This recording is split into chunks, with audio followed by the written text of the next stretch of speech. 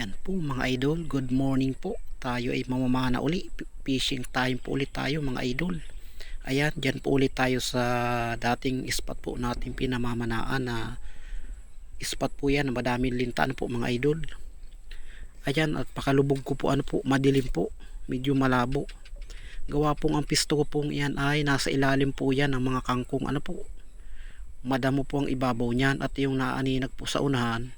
Ayun po yung liwanag pong iyon yung binutasan kung dalawang butas sa taas po ano mga damo. Ayan, mapapansin nyo po may mga tilapia ho sa aking unahan. Ayan, may good size na at may alanganin pa po mga idol.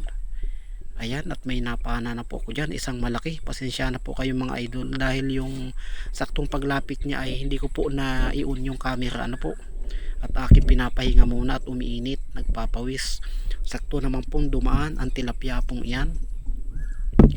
Ayan, at jackpot po at napakalaki niyan mga idol. Ayan, para tatlo ko po yung huli ano po at nakahuli na po ako kanina ng dalawa. Yun no. Lapad po. Napakalaki na pong tilapia po niyan ano. At nasulyapan ko po ano, nasa isang sulok. At pinana ko na po, hindi na po ako nag-on ng camera at baka po makatakas pa ano. Medyo matagal-tagal po ako naghintay na may lumapit na isdang medyo malaki. Ayan nga po. Pansin nyo po yung ibabaw po ngayon. At mga damo po ang ibabaw niyan ano mga idol. Yun o, lapad ang tilapia. Pasensya na kayo mga idol at wala akong video na maganda nung pagkakapana ko po niyan ano po. Gawa po napakalabo sa ilalim at yan pong malaki, sana ay makukunan ko po ng video ano po. Kaya lang pinana ko na po at kaysa makatakas pa ano po mga idol, sayang po ano po.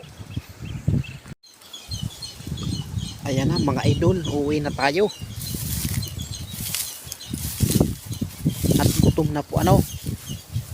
Ayan, yan tayo naman ano, yan po ako pumisto sa may ilalim ng kangkong na yan.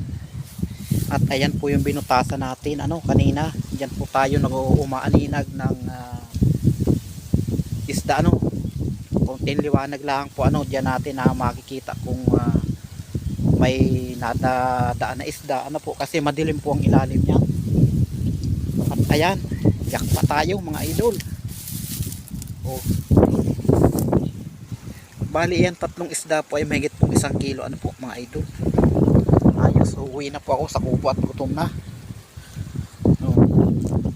Laki, sulit. Ako'y bababa na po doon ano, sa kubo. Nandun pa po yung kubo sa baba po yun ano po.